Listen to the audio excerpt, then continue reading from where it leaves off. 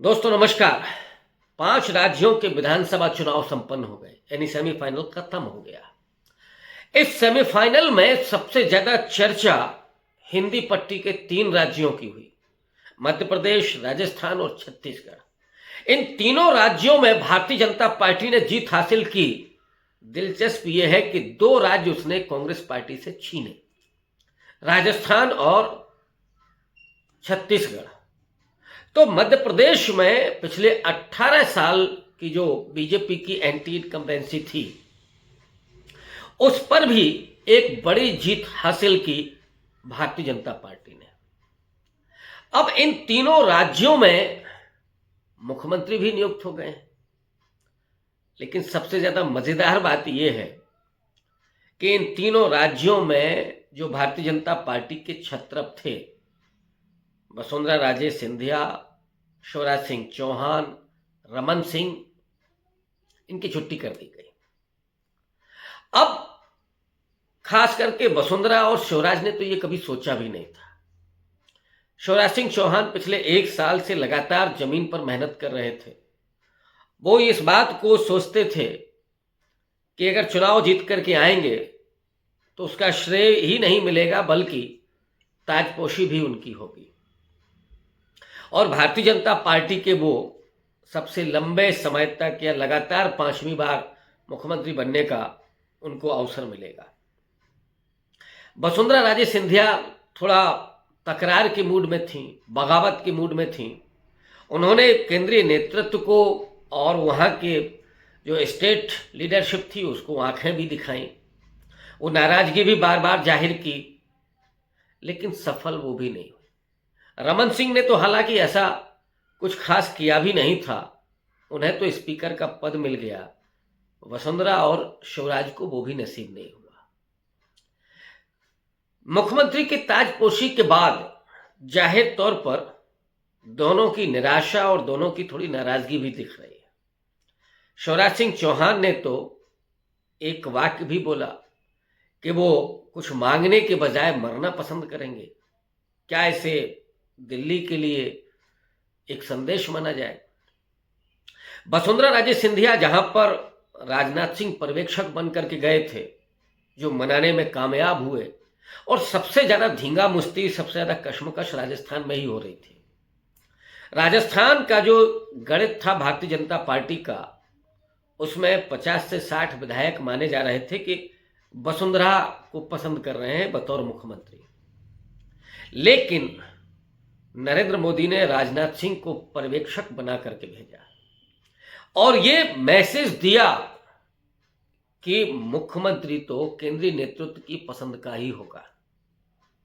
और अगर आपने वो वीडियो देखा हो जिसमें वसुंधरा राजे सिंधिया के हाथ में पर्ची दी गई, राजनाथ सिंह ने उन्हें पहले इत्तला कर दिया था कि केंद्रीय नेतृत्व कोई नया चेहरा बतौर मुख्यमंत्री चाहता है, लेकिन वसुंधरा ने कभी ऐसा सोचा नहीं था कि पहली बार विधायक चुन करके आने वाला कोई व्यक्ति मुख्यमंत्री होगा, इतना नया होगा। और जैसे ही वो पर्ची उनके हाथ में आती है और भजनलाल शर्मा का नाम उन्होंने देखा तो उनके चेहरे का रंग उड़ गया। ये कभी उन्होंने नहीं सोचा था कि कोई ऐसा व्यक्ति उनको रिप्लेस करेगा। शिवराज सिंह चौहान मध्य प्रदेश में, वहां पर ज्यादा धींगा मुश्ती हुई नहीं, और मोहन यादव जो तीसरी बार के विधायक हैं, उनकी ताजपोशी की गई। सच्चाई यह है कि जिस वक्त फोटो सेशन चल रहा था उस समय तीसरी पंक्ति में मोहन यादव बैठे हुए थे। खुद मोहन यादव ने नहीं सोचा होगा कि वो मुख्यमंत्री बनेंगे। उसी तरह से छत्तीसगढ़ में हालांकि थोड़ा सा विष्णुदेव साय का नाम चल रहा था, लेकिन वो कहीं दौड़ से बहुत पीछे थे, वो मुख्यमंत्री चुने गए। अब इन 3 छत्रपों की छुट्टी को राजनीतिक गलियारों में और खास करके भाजपा के खेमे में बड़ा मजा लेकर के डिस्कस किया जा रहा है, और इनके लिए वीआरएस शब्द का इस्तेमाल हो रहा है कि वीआरएस दे दिया गया है। वीआरएस आप लोग जानते ही होंगे, सरकारी नौकरियों में जो लोग होते हैं वो 20 साल के बाद शैक्षिक सेवानिवृत्ति ले सकते हैं, उसको वीआरएस कहा जाता है। यहां भी इनको वीआरएस कह दिया गया है, और इसलिए कि ये तीनों ही छत्रप अपने अपने राज्यों के बहुत मजबूत नेता थे और सच्चाई ये है कि अभी उनका पॉलिटिकल करियर भी था। शिवराज सिंह चौहान की उम्र तो अभी 64-65 साल है, अभी लंबा उनका पॉलिटिकल करियर हो सकता है, कम से कम 10 साल तो वो खेल ही सकते थे। वसुंधरा की उम्र जरूर 70 हो गई है, लेकिन मोदी जी तो बहुत आगे हैं और वसुंधरा की हेल्थ भी अच्छी है, वो कम से कम एक पारी और खेल सकती थी। रमन सिंह हालांकि बहुत पहले से बैकग्राउंड में चले गए, पृष्ठभूमि में चले गए, लेकिन उम्मीदें और आकांक्षाएं तो उनकी भी जीवित थी, उनको भी नहीं बनाया गया। अब ये जो बीआरएस है, वो बीआरएस दरअसल मजा इसलिए लिया जा रहा है कि ये इन तीनों नामों का शॉर्ट फॉर्म है। वी से वसुंधरा, आर से रमन सिंह और एस से शिवराज सिंह चौहान, कि ये बीआरएस इन लोगों को दे दिया गया है और ये सीधा संकेत दिल्ली ने दे दिया है कि कोई भी दिल्ली के अगेंस्ट नहीं जा सकता। मोदी जी के बारे में कहा जाता है कि वो दुश्मनी भी बहुत अच्छी निभाते हैं तो दोस्ती भी बहुत अच्छी निभाते हैं। हमेशा याद रहता है कि कब किसने क्या किया था। वसुंधरा के बारे में माना जाता है वो 2 बार मुख्यमंत्री रही, उन्होंने बहुत सारे नेताओं को वेट कराया अपने कार्यालय में मिलने के लिए, लंबा लंबा इंतजार करना पड़ा और इसीलिए वसुंधरा को मैसेज देने के लिए वहां पर राजनाथ सिंह को बतौर पर्यवेक्षक भेजा गया था। और ये राजनाथ सिंह जब राष्ट्रीय अध्यक्ष होते थे तो वसुंधरा फोन उठाने में भी कश्मकश करती थी, कई बार उन्होंने फोन नहीं उठाया। ये मैसेज राजनाथ सिंह को भी था और राजनाथ सिंह यही मैसेज लेकर के यहां तक गए थे। अमित शाह के बारे में कहा जाता है कि वो नितिन गडकरी उनको बड़ा इंतजार कराते थे जब वो राष्ट्रीय अध्यक्ष थे। नितिन गडकरी किनारे लग गए हैं, राजनाथ सिंह अपने आप को संभाले हुए हैं, दरबार में बिल्कुल पहुंचते हैं उसी तरह से।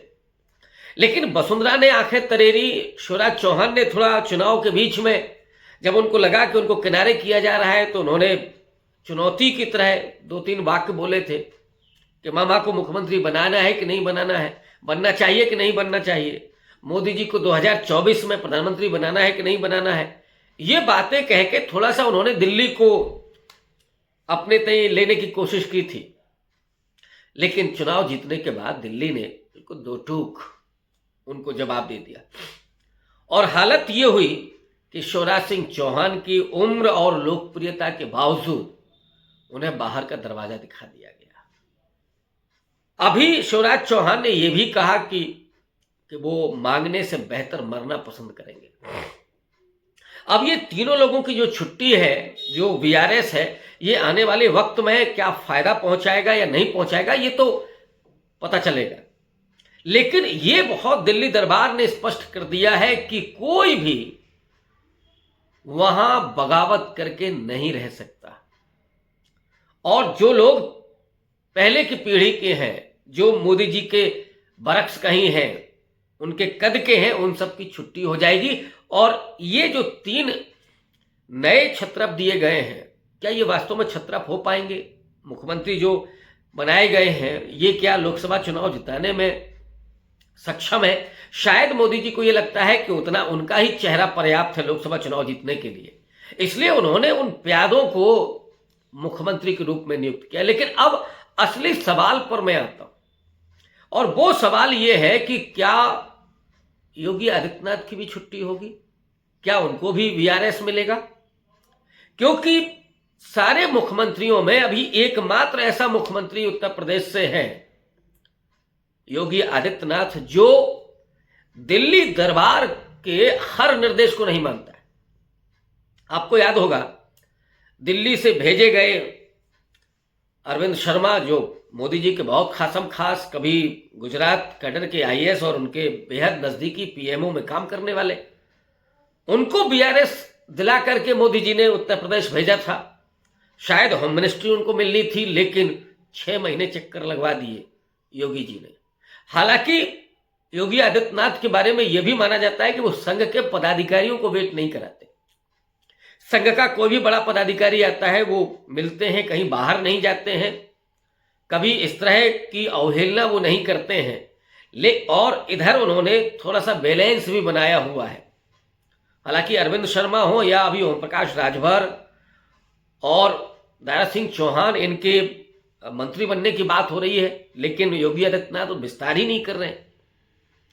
तो इस बिना पर यह भी माना जा रहा है कि 2024 के बाद योगी आदित्यनाथ की भी छुट्टी होगी और मोदी के रडार पर योगी हैं। और योगी इसलिए भी है क्योंकि नरेंद्र मोदी के सक्सेसर के रूप में, उत्तराधिकारी के रूप में योगी बड़ा चेहरा बनकर के उभर रहे हैं। और ये अमित शाह के लिए सबसे बड़ी चिंता की बात होगी। मोदी जी तो उसी गुजराती लॉबी के अमित शाह को, जो आजकल गृह मंत्री हैं, उनको आगे बढ़ाना चाहते हैं। अमित शाह की अपनी महत्वाकांक्षा होंगी ही। ऐसे में योगी का एक बड़ा हिंदुत्व का चेहरा, खुद वो भगवाधारी हैं ही, उसका आगे बढ़ने का मतलब है कि वो चुनौती पूरी गुजराती लॉबी को क्या नरेंद्र मोदी बर्दाश्त करेंगे या बढ़ने देंगे। ये नरेंद्र मोदी ने कभी किया नहीं। ये उनकी अपनी राजनीतिक शैली है। चाहे नितिन गडकरी हो, उनको भी मैसेज मिल चुका है, कहां कहां से छुट्टी हो चुकी है उनकी। और इधर सुब्रमण्यम स्वामी का क्या हाल है, बोलते रहते हैं लेकिन कोई फर्क नहीं पड़ता। राजनाथ सिंह ने सरेंडर कर दिया है। जेपी नड्डा का क्या हाल है वो सब जानते ही हैं। तो वहां कोई नहीं है, मतलब आप कह सकते हैं कि एकमात्र नेता नरेंद्र मोदी और उनकी छाया अमित शाह, इसके अलावा कोई और लीडर हो ही नहीं सकता। ऐसे में जब योगी आदित्यनाथ अपनी ब्रांडिंग कर रहे हैं और देश के सबसे बड़े सूबे से आते हैं, जहां माना जाता है कि उत्तर प्रदेश से ही दिल्ली तय होती है, दिल्ली की सत्ता तय होती है, ऐसे में योगी आदित्यनाथ को बनाए रखना, योगी आदित्यनाथ को अगर तीसरा टर्म मिलता है या वो 10 साल पूरे करते हैं, तो डेफिनेटली वो एक बड़ी चुनौती होंगे नरेंद्र मोदी के लिए। और इसीलिए ये माना जा रहा है कि अब एकमात्र नेता जो बचे हैं मोदी के सामने वो योगी आदित्यनाथ हैं और वो उनके रडार पर है। आने वाले वक्त में क्या लखनऊ से भी कोई फैसला होगा? बीच में बड़ी सुर्खियां थी कि कोई पंकज चौधरी को मुख्यमंत्री बनाया जा सकता है, वो नीतीश कुमार को काउंटर करने के लिए। ये संभावना अभी बनी हुई है, लेकिन 2024 तक तो ऐसा नहीं लगता, उस चुनाव तक, कि कुछ फेरबदल होगा। लेकिन इसमें कोई दो राय नहीं है कि योगी जी रडार पर तो हैं और उनकी छुट्टी कभी भी हो सकती है। शुक्रिया, धन्यवाद।